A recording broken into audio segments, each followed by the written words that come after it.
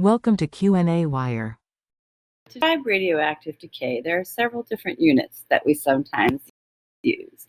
One unit is called the Curie, and it's symbolized Ci. Another unit that we use is the becquerel, and 1 Curie is equal to 3.70 times 10 to the 10 becquerels, BQ. So if we have a description of radioactive decay in terms of 4.0 pci per liter, and we want to change it into becquerels per liter, we first change the P stands for pico, which for every Curie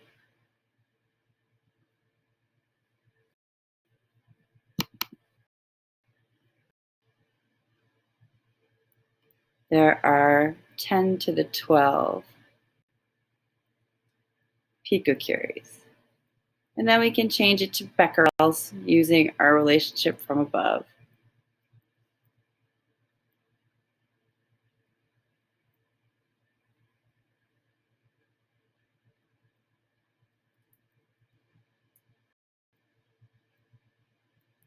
And so this gives us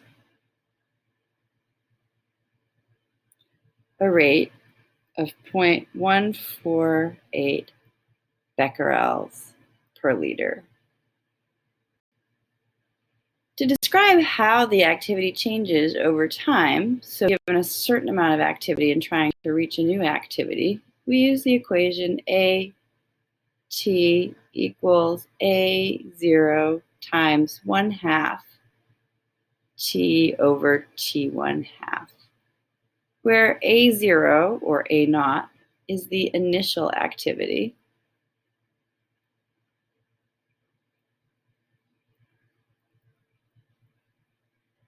AT is the activity after a certain time has passed,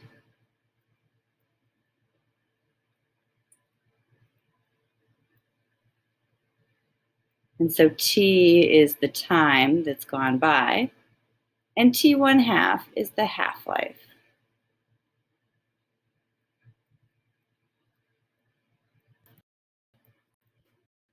We know that we have an initial and a half-life. We can determine what the activity is after a certain amount of time. So if, for example, I have an activity of 41.5 picocuries per liter, and I want to know what the activity is after 9.5 days, and the half-life is 3.82 days, I can solve for the activity by multiplying 45 times 1/2 raised to the 9.5 divided by 3.82. And this equals 7.40 picocuries per liter, which if I want to express it in becquerels, I do the same conversions as I did above. So for every 1 Curie, there are 1 times 10 to the 12 picocuries. And again, for every Curie, there are 3.70 times 10 to the 10 becquerels. So the activity after 9.5 days is 0.274 becquerels per liter. I can also use this equation to find the time it would take to reduce the activity to a certain level.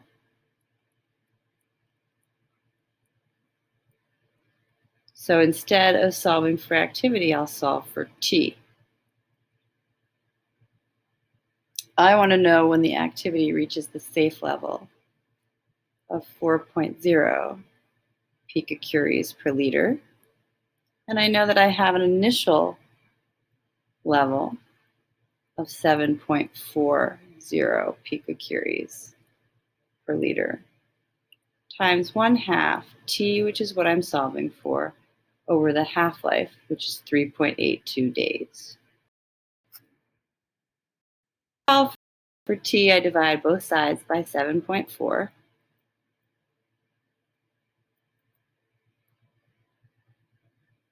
Which is 0.5405 equals 1/2 T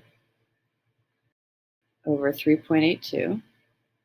Because T is an exponent, I have to take the natural log of both sides. So the log of 0.5405 equals the natural log of 1/2 or 0.5 times T over 3.82. Dividing both sides by the natural log of 1/2,